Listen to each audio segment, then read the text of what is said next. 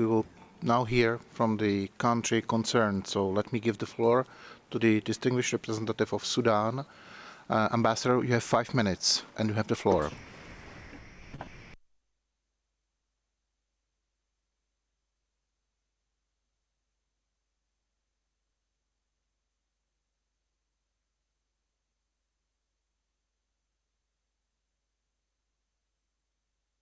Microphone, please.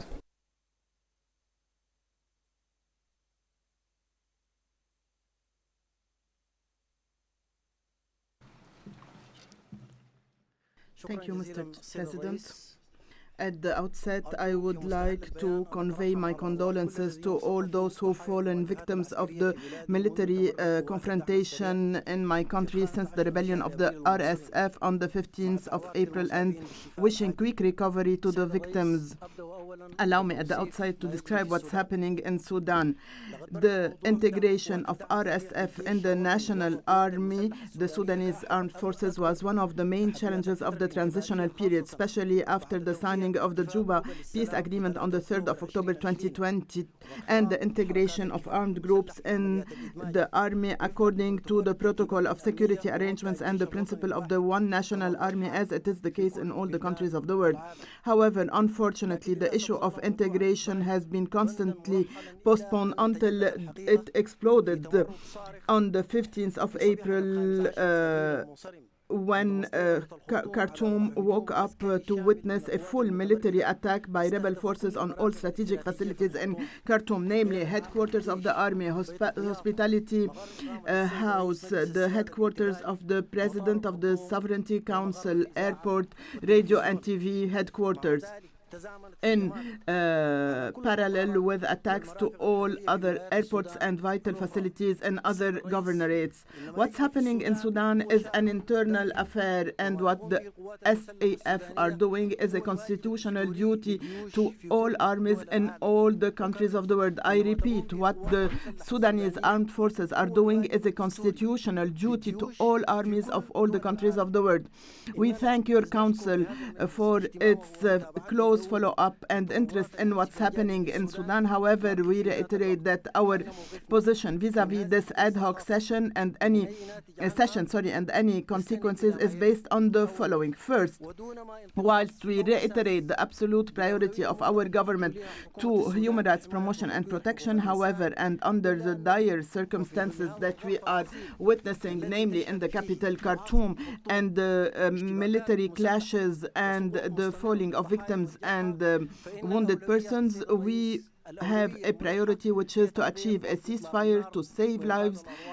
This is our priority, and this is in line with the Universal Declaration for Human Rights, which turned the right to life as a priority, followed by all other tracks. Second, there are regional efforts underway to achieve a ceasefire and a truce. You have followed the negotiations underway in Jeddah under the blessed initiative of the brotherly Kingdom of Saudi Arabia and the United States of America.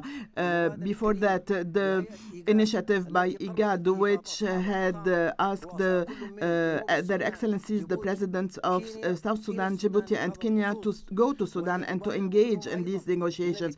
It is an initiative which is supported by the African Union and the Quad, comprising Kingdom of Saudi Arabia, United Arab Emirates, USA, and the UK. This is a positive initiative which is in line with the principle of African solutions for African problems. That's why, Mr. President, we are asking to allow us more time, a greater opportunity to these regional efforts without overcoming them or negatively impacting them. Third, since the rebellion by the RSF on the 15th of April, the issue of Sudan is still under consideration before the Security Council, given that it's the entity in charge of preserving international peace and security. So far, 3 sessions have been held by the Security Council regarding Sudan, the latest being one held yesterday. The issue of Sudan is still under consideration before the Security Council. Fourth, the issue of Sudan is on the agenda of the Human Rights Council. There was a session due to be held in next June during the 53rd session.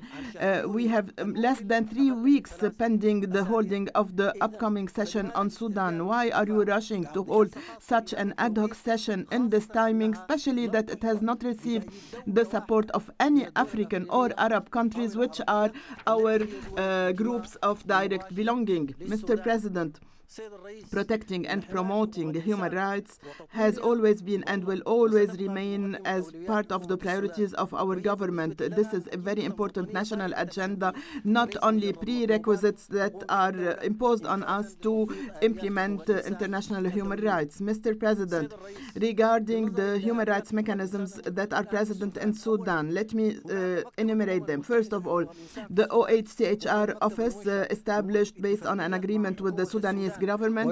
Excellency, I'm really sorry, but you have exhausted your 5 minutes. Now, we will start with the list of speakers. And